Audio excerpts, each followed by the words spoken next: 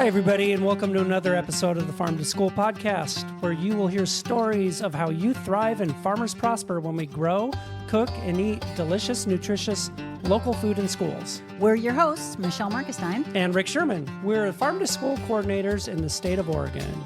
This episode is a departure from our typical format where we interview someone because we got so many requests from listeners to do a short primer on what is farm to school and school gardens.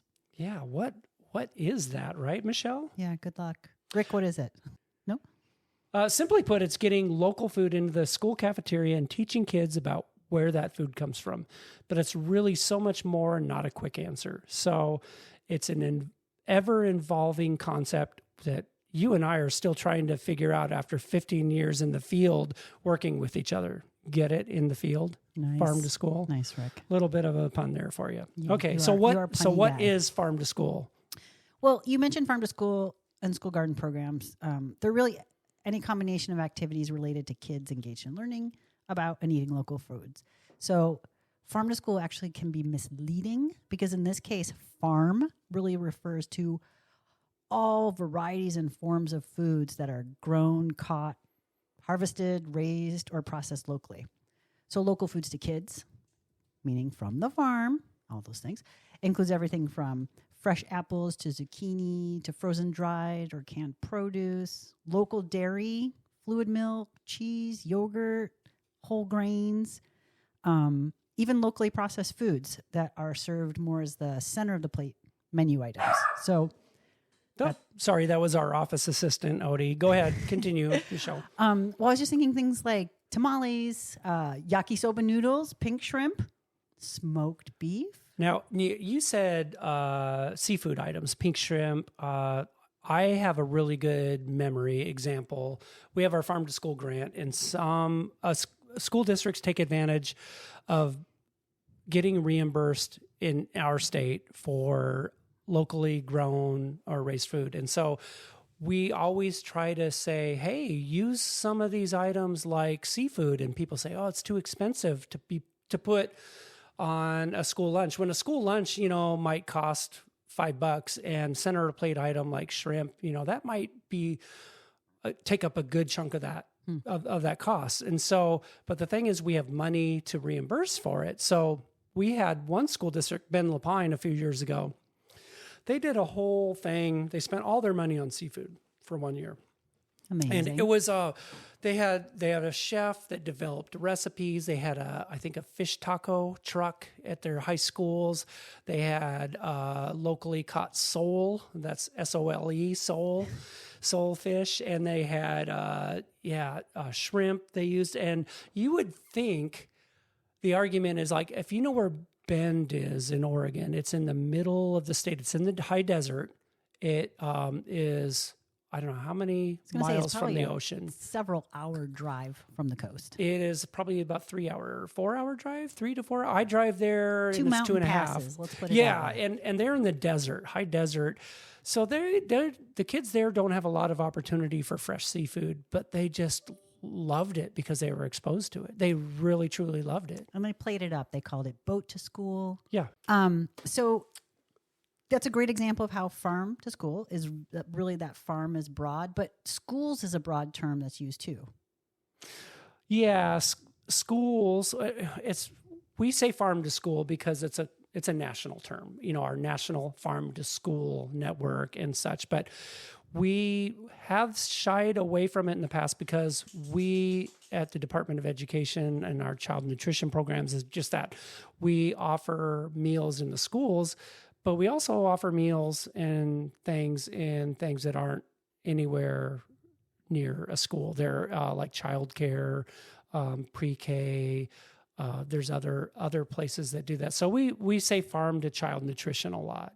So like what else? Like after school programs, summer programs? Yeah, after school programs like boys and girls clubs, camps, all kinds of things. Summer food service that are in parks, things like that. Yeah, so the unifying concept is they all participate in what's called a child nutrition program where they serve, they can't just serve anything they want. The USDA puts out federal requirements for really the meal content and the quality of the meals.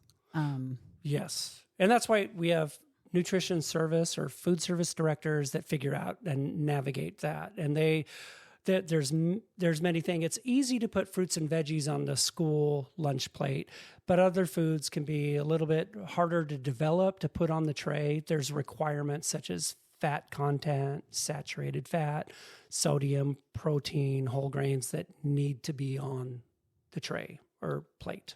Right. And that is why one of many reasons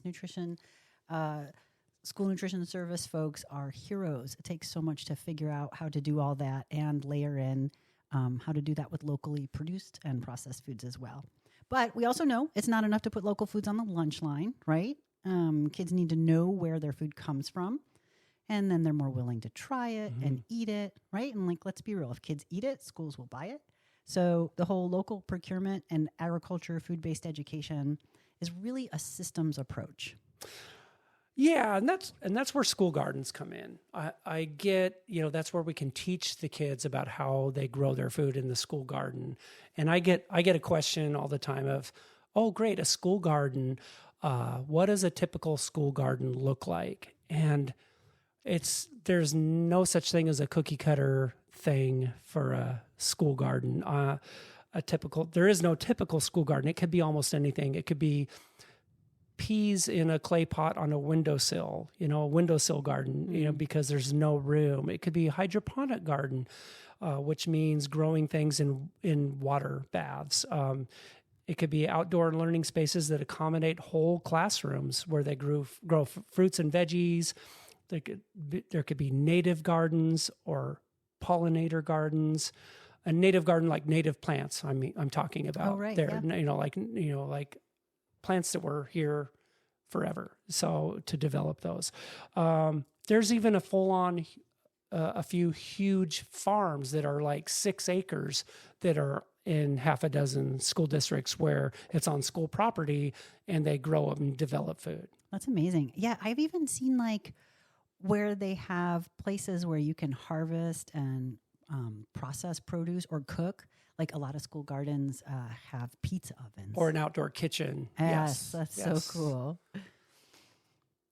Yeah, there's some examples of that in Oregon. If you were to ask me, you can find those. And a lot of people use our grant dollars to develop those spaces too, like for outdoor kitchens and things like that. So anything to teach the kids how to grow, process, make their own food, it helps. So that's it, everybody. This is just a little taste of the amazing ways farm to school and school gardens happen. Yeah, and while they look different in every single community across the country, farm to school and school gardens are really all grounded in shared values of community health and well-being and prosperous local food systems. So thanks, everyone, for tuning in. Yeah, thank you, everybody. Farm to School podcast was written, directed, and produced by Rick Sherman and Michelle Markestein, and was made possible by a grant by the United States Department of Agriculture. The content and ideas on the Farm School podcast do not necessarily reflect the opinions of Oregon State University, Oregon Department of Education, or the United States Department of Agriculture. The USDA, Oregon Department of Education, and Oregon State University are equal employment opportunity employers. Do you want to learn more about Farm to School? Check out other episodes, show notes, and much more at rootopia.com. That's ROOTOPIA.com. Rootopia is a project of Oregon State University. Or do you have an idea for a future podcast? Please email us at info@rootopia.com. Bye, everyone. Thanks, everybody. See you next time.